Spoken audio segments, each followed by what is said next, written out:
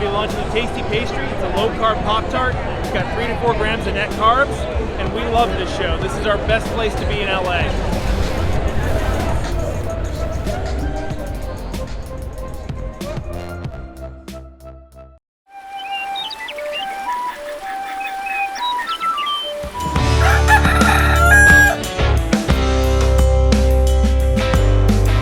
Welcome back to Legendary Foods Muscle in the Morning.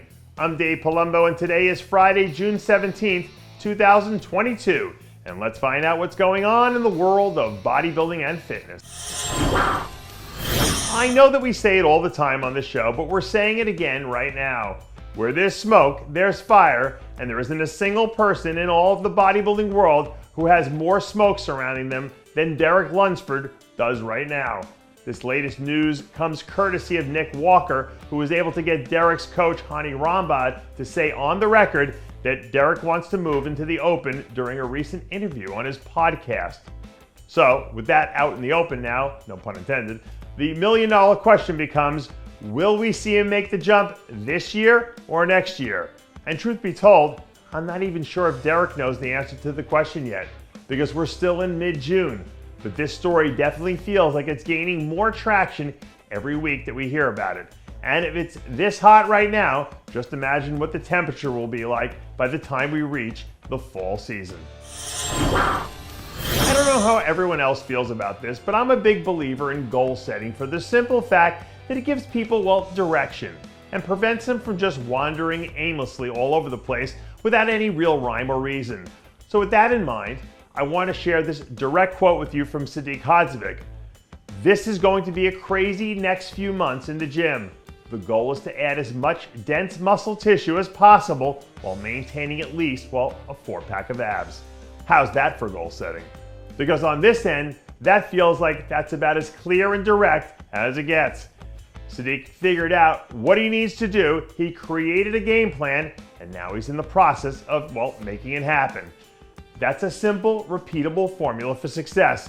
And if it's working for guys at the highest level, then it means that there's probably something to it, don't you think?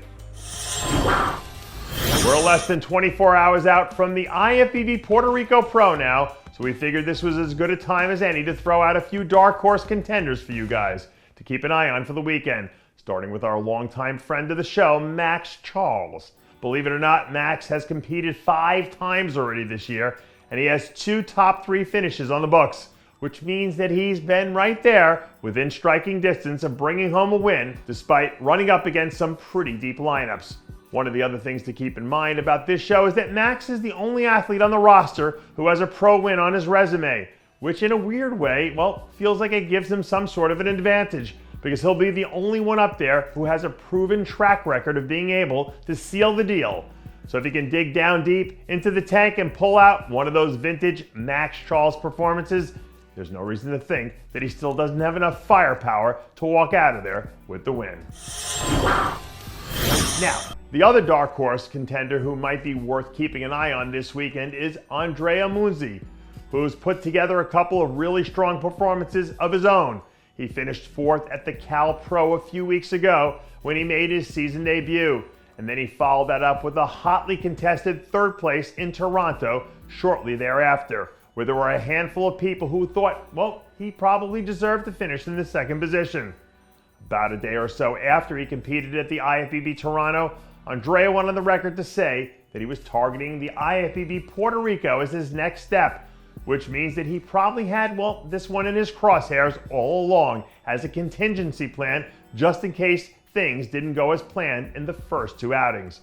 So if he brings in a sharper version of what we saw in his first 2 shows of the year, he's someone who certainly is capable of stealing this one and taking home the win.